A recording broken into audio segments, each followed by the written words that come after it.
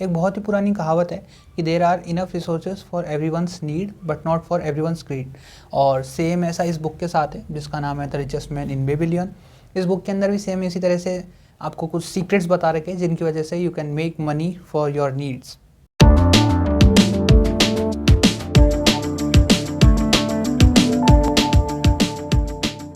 नमस्कार दोस्तों, कैसे हो आप सब। स्वागत है आप सबका एक नई वीडियो में। और आज हम लोग जिस बुक का रिव्यू करने जा रहे हैं उसका नाम है the richest man in Babylon by George S Klaasen. तो इस बुक के अंदर कुछ ऐसे 7 सीक्रेट्स बता रखे हैं। मनी रिलेटेड बुक है ये।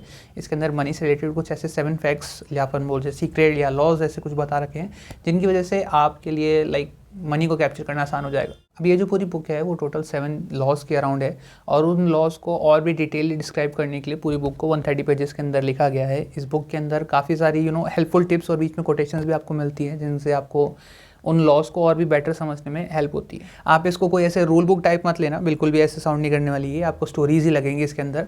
क्या होता है, एक डेजर्टिफाइड एरिया होता है पूरा जिसका नाम होता है बेबीलोन।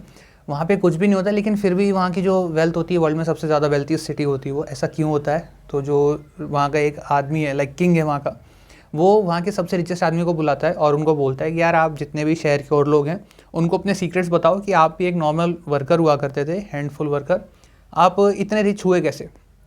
सबको सीक्रेट्स बताओ कि आप रिच बने हो, कैसे बने हो, ताकि मैं चाहता हूँ सब लोग रिच बने और हम लोग बहुत ज़्यादा प्रॉस्परस हो हमारी सिचुएशन इस तरह से।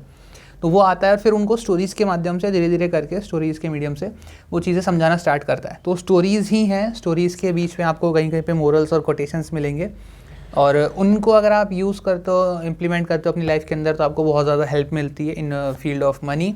और पर्सनल लाइफ के अंदर भी आप चाहो तो उनको यूज़ कर सकते हो। बुक को ऑल्दो नॉन फिक्शन और फिक्शन दोनों को ब्लेंड करके लिखा गया है। इसके अंदर एक फिक्शन स्टोरी है जिसके आधार पे जो कैरेक्टर्स है आपस में एक दूसरे को स्टोरीज़ वगैरह सुनाते हैं और उन स्टोरीज़ के आधार के ऊपर आपको नॉन फिक्शन जो फिलॉसफी है वो समझाई जाती है मनी के बेसिस पे। मनी के अराउंड पूरी स्टोरी चलने वाली है इसके अंदर। और इसके अंदर कुछ ऐसी चीज़ें हैं मैं थोड़ी सी इसके अंदर बता देता हूँ। इसके अंदर ऐसा है कि अगर आप कभी भी कोई चीज़ अर्न करते हो, आपको जो सैलरी मिलती है उस सैलरी का 10% हमेशा आप सेव करके रखो अपने खुद के लिए। और उसको सेव करके रखना है, उसको पर्सनल बेनिफिट्स के लिए यूज़ नहीं करना है। कि मैं उससे कुछ शॉपिंग कर ली और ऐसा नहीं है। आप उसको सबसे पहले, आप कुछ भी चीज़ कमाते हो तो सबसे पहले खुद को पे करो, उसको अपने पास 10% को सेव करो और जो 90% है उससे आप जो भी आपके जो अकोमोडेशन फीस है वगैरह जो भी आपके खर्चे होते हैं वो आप उनसे फुलफ़िल किया करो। अब ये रहता है कि यार अब मान लो आपकी जो पूरी सैलरी है वो 100% सैलरी आपकी जो बेसिक नीड्स है उनको फुलफ़िल करने में कम पड़ रही है, तो आप उसका 10% सेव कैसे करोगे। तो उसके लिए आता है स्टेप नंबर 2 कि आप अपने जो एक्सपेंसेस हैं उनको थोड़ा कंट्रोल करने की कोशिश करो और फिर जो अपने सेविंग्स है उस सेविंग को इक्वल पार्ट्स में डिवाइड करके किसी अलग जगह पे इन्वेस्ट करो। बिकॉज अपन जितने भी अमीर रिच पीपल्स को देखते हैं उनमें ज़्यादातर लोगों में ऐसा रहता है कि कोई भी एक सोर्स ऑफ इनकम के ऊपर डिपेंड नहीं रहता है। फॉर एग्जांपल वॉरेन बफे है या रिलायंस इंडस्ट्रीज़ है, आदित्य बिरला है, सबके साथ ये सीन रहता है कि मल्टीपल सोर्सेज ऑफ इनकम रखते हैं, कभी भी एक के ऊपर डिपेंड नहीं रखते। बिकॉज अगर एक जगह पे आपको निराशा मिल गई तो आप कहाँ जाओगे। फॉर एग्जांपल अगर अपन बड़े बिजनेस पे भी नहीं जाते तो छोटे पर्सन के ऊपर अपन एग्जाम्पल लेते हैं, great scientist. For example Einstein को अपन जानते हैं कि भाई साहब जैसे न्यूटन है ग्रेविटी के लिए जाना जाता है, लेकिन अगर वो एक साइंटिस्ट नहीं तो क्या है, वो एक बहुत अच्छा वॉयलिन बजा सकते हैं, वो एक वॉयलिनिस्ट है। तो इस तरह से आप अपने अंदर एक से ज़्यादा काबिलियत पैदा करो ताकि आप ज़्यादा स्किल होगी तो आप ज़्यादा वर्थी होगे। तो उसी तरह से जिस प्रकार से ये चीज़ें आपके पास अप्लाई करते हो तो आपके पास जितने सोर्सेज ऑफ इनकम होंगे आप उतने ही वेल्दी होंगे।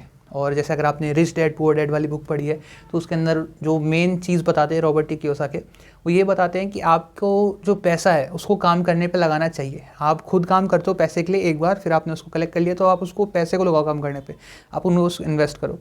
और उसके बाद उसका अगला लॉ आता है कि आप पैसे को इन्वेस्ट कर रहे हो वो चीज़ बढ़िया है, लेकिन किसी एक्सपर्ट एडवाइस पे करो। ये नहीं कि हाँ भाई तू कह रहा है तो चल मैं भी कर लेता हूँ तेरे साथ। 11th में बहुत सारा होता है, भाई क्या स्ट्रीम ले रहा है, साइंस, चल मैं भी तेरे साथ साइंस लूँगा तो वो चीज़ें नहीं करनी चाहिए।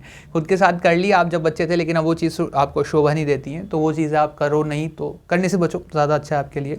उसके कंपैरिजन में आपको ऐसा करना चाहिए किसी एक्सपर्ट की एडवाइस लो उस फील्ड के अंदर, तो वो चीज़ आपके साथ काम आएंगी। और इसके अलावा चैप्टर के अंदर और भी बीच में बहुत सारी एग्जांपल्स वगैरह देके आपको स्टोरीज़ के माध्यम से समझा रखा है। ओवरऑल ये बुक मुझे बहुत सही लगी, मैं इसको 4.5 आउट ऑफ 5 दूंगा। बिकॉज थोड़ी सी कोई चीज़ अच्छी होती है तो आपका मन करता है कि आप उसको और ज़्यादा ग्रैस्प करना चाहते हो, लेकिन ये बुक बहुत जल्दी खत्म होगी, मुझे पता भी नहीं चला। तो अगर आप नॉन फिक्शन फील्ड के अंदर नए हो तो बिगर फ्रेंडली हो सकता है। मनी एक्सपेक्ट के अंदर आप कुछ नया पढ़ना चाहते हो एस्पेक्ट के अंदर, तो ये भी आपके लिए बुक बहुत सही हो सकती है। आप इस बुक को ट्राई ज़रूर दे सकते हो और मेरी तरफ से ये हाई रिकमेंड बुक होने वाली है आपके लिए। तो बस आज के लिए इतना ही। अब मैं मिलूंगा आपसे एक नई वीडियो में, तब तक के लिए be safe, stay healthy and keep reading. Bye.